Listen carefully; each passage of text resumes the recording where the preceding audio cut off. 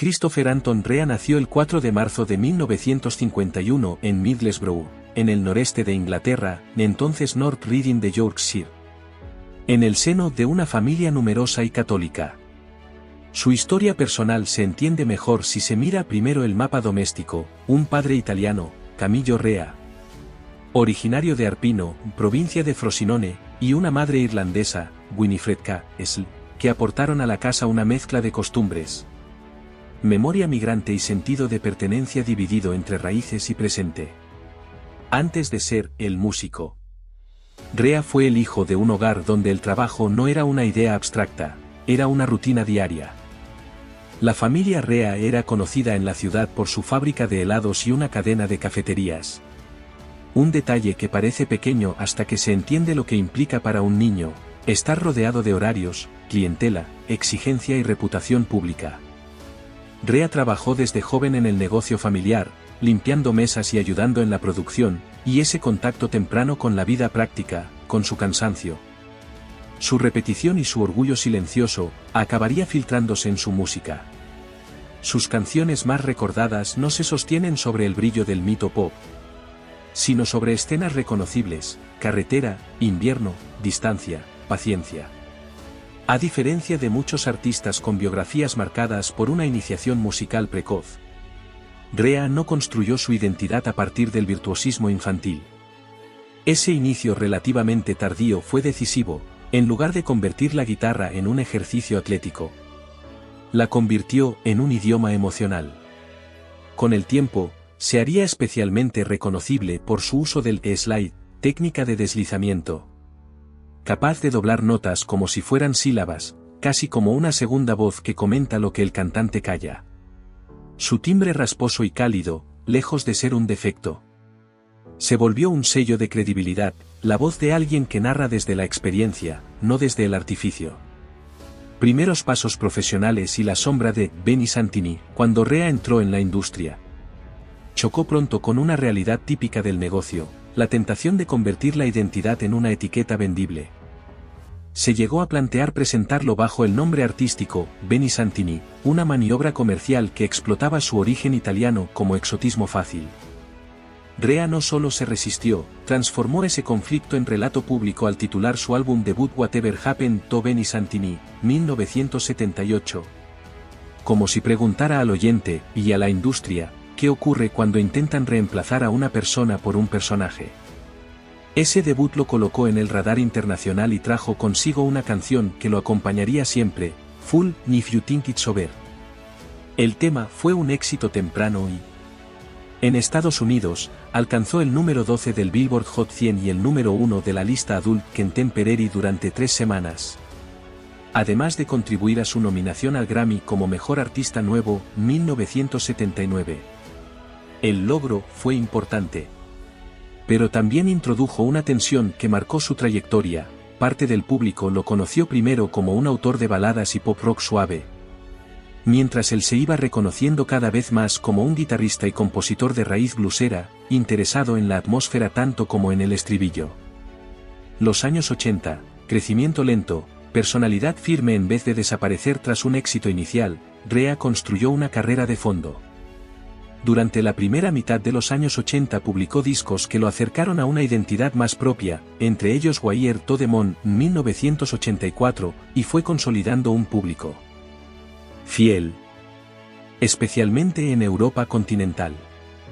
Su música empezó a sonar como un territorio, canciones que parecen hechas para viajar, para mirar por la ventanilla, para dejar que un paisaje interior se mezcle con el exterior. Con On the Beach, 1986, su estilo atmosférico se hizo más evidente: melodías cálidas, guitarras que respiran, letras donde la nostalgia no se dramatiza, simplemente se reconoce. En esa órbita apareció también Driving Home for Christmas, tema que con los años se convertiría en un clásico navideño recurrente en el Reino Unido. Precisamente porque evita lo grandilocuente y se centra en algo cotidiano: la vuelta a casa, el cansancio del viaje, la promesa de refugio.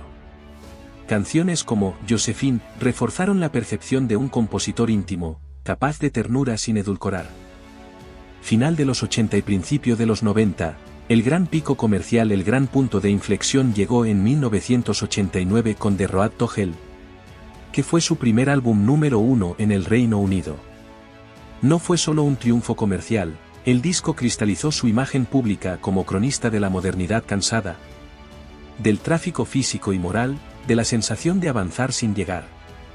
Esa estética, carretera, asfalto, noche, presión, reencajó con su voz y su guitarra como si todo lo anterior hubiera sido preparación.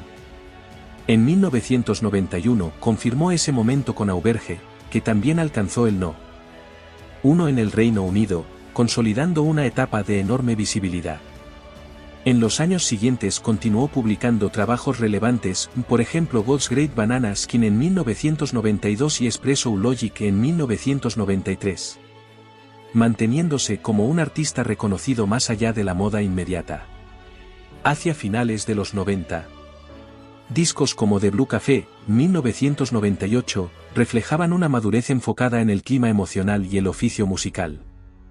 Cine, La Passione Rea también extendió su narrativa al cine con La Passione, 1996, película escrita y producida por él, dirigida por John B. Hughes. Estrenada en el BFI London Film Festival en noviembre de 1996 y acompañada por música compuesta por el propio Rea, además de una breve aparición suya en pantalla. Biográficamente, el proyecto resulta revelador porque muestra a un creador que no se conforma con el formato canción cuando quiere contar una historia más larga, más ligada a identidad, memoria y vínculos familiares.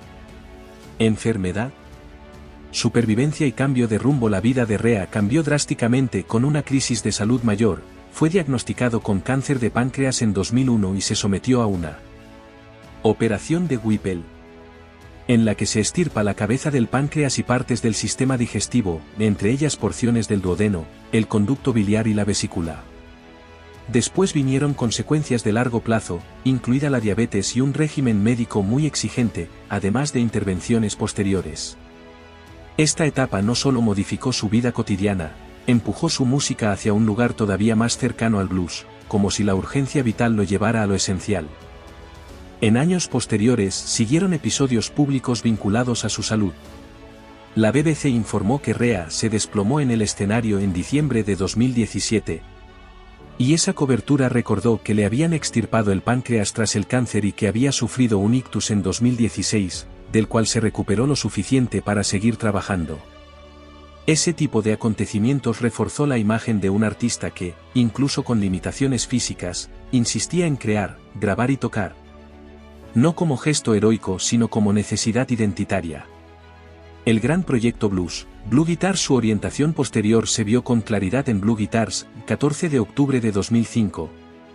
Un proyecto de gran escala presentado como Earbook, que incluía 11 CDs, un DVD y un libro a color con pinturas y materiales de Rea. Publicado a través de su sello Jazz Blue, con Edel Records, funcionó como una declaración artística, más que buscar listas de éxitos. Proponía un recorrido por estilos y genealogías del blues desde una voz personal. En términos biográficos, sugiere un artista que, después de enfrentarse a la fragilidad, decide dejar un mapa amplio de lo que ama y de cómo lo toca.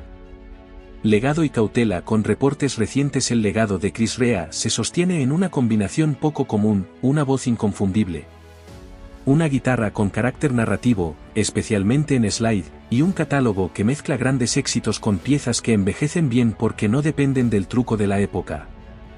Se le atribuyen ventas superiores a 30 millones de discos a nivel mundial, señal de un impacto sostenido más allá de un solo mercado.